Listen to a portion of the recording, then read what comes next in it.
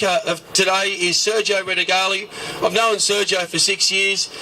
Many of you would know Sergio. He's had a very successful Say No to Burqas campaign.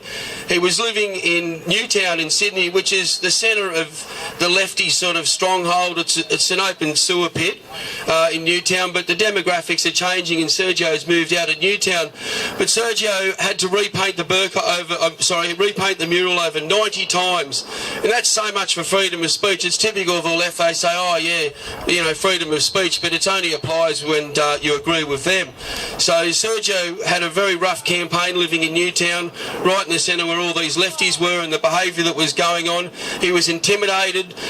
He's had numerous death threats against him. He had police protection for 2 years. He was hospitalised twice, attacked by Muslims for expressing his freedom of speech and saying no to burqas. And he started a conversation which was very powerful and showed the hypocrisy that applies, that you can walk into a bank with a helmet and they're going to tackle you to the ground, but if you're walking in a burqa, welcome, we'll give you a halal free loan. But here's Sergio Redegalli. Give him a big round of applause. He's a great Australian. Thank you, Sergio. To some people, I'm a great wog Australian, because I'm probably the biggest racist wog in the country from how those people have described me. Now, the one thing you'll see today is from the different viewpoints of all the speakers. We come from part of the society that we actually think as individuals. So you're going to see a lot of different thoughts here today.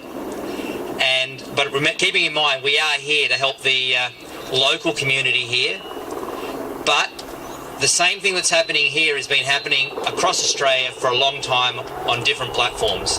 And we need to stand together no matter what the fight is. Now, so thank you for all coming. Now, freedom of expression in Australia is not a given. It's expressed. And it's up to all of us to protect our rights to express our viewpoints. The term freedom of expression or freedom of speech is used a lot, but it's actually not written in our Constitution. And it's something that we need to fight for all the time. So just coming here, standing together in a public space is our right. And we have to show it by doing it and not being afraid of being intimidated by whoever's on the other side of the fence. We're lucky that we've got a great police force in Australia that actually helps us and protects us from the crazy other people on the other side of the fence. So Nick's always very good at thanking them at the end of the talks. Now, sorry, just catch up again. In the last 35 years, like I grew up in Australia, that assimilation and integration was part of our makeup. Didn't matter where you came from, doesn't matter what race you're part of, it comes down to how you want to become Australian, love becoming Australian, respecting our flags and our laws. One people. I've got lots of friends that happen to be Egyptians who are Coptic. I've got lots of friends who are Lebanese, who are Christian. I grew up with these people from, the 70s, 60s and 70s onwards. No problems. We've only been encountering problems since mass migration from the 80s, from war-torn countries in the Middle East. Unfortunately, being based from an Islamic background, they've brought in some of their issues. Migration hasn't been checked. It's got out of control. Combination with out-of-control PC rulings and the really stupid format of multiculturalism. And it's the one thing that hopefully all the new up-and-coming parties, like Pauline Hanson's party, ALA, and hopefully if the major parties ever grow up and start listening to the public, they'll reverse multiculturalism. Because multiculturalism was shoved under our noses from the mid-70s, but only became kumbaya from 85 onwards. But none of us were asked about it, and a lot of the young people here were raised under it with no choice. But we do have a choice of saying no to multiculturalism, yes to multiracial Australia, and yes to one law, being Australian law and Australian culture.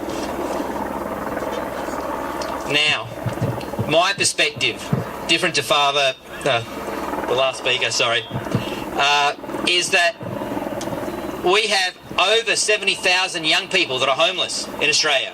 We have hundreds of thousands of homeless people in Australia. Our schools are not properly funded. Our hospitals are underfunded.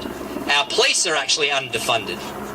The day that we can help ourselves and look after our own and do it properly can be the day that we can say we can bring in X number of people from a war-torn country with all their baggage and put them in Rolls-Royce accommodation, displacing other Australians.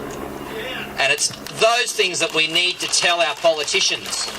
Not that we hate other people, but that we do love our own people and we should look after our own people. And once we do that, we can start helping others. Now, we need a mind shift. We need to move away from the left-wing victimhood and PC dominance. And we need to be able to go back to flying the flag without being called a racist. And I was constantly getting called a racist in Newtown every time I flew the flag.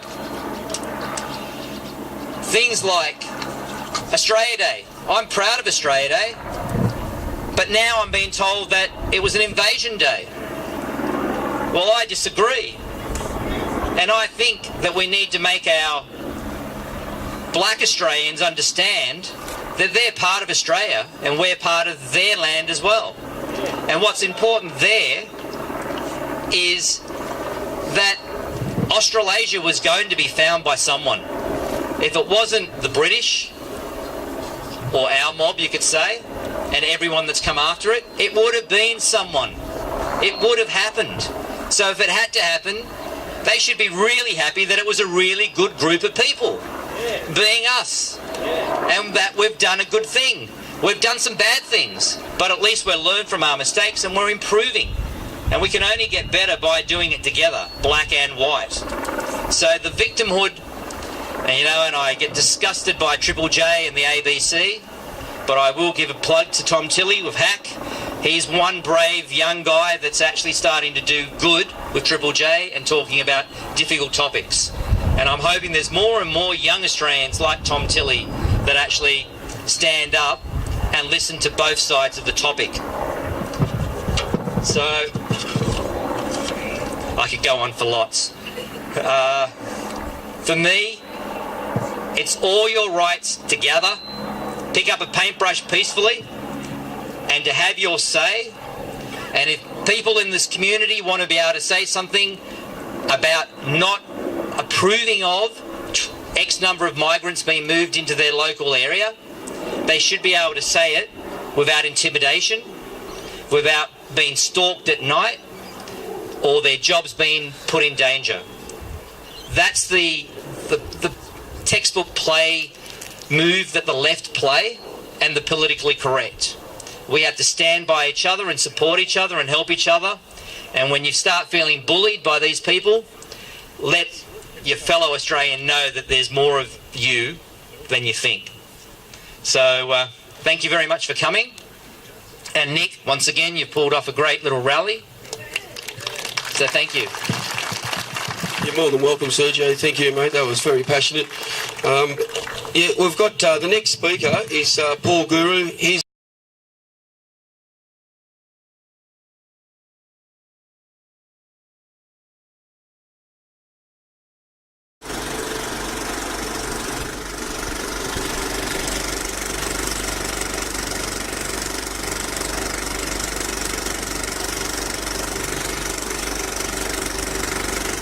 Tune in tomorrow. Same bat time, same bat channel. Bye for now.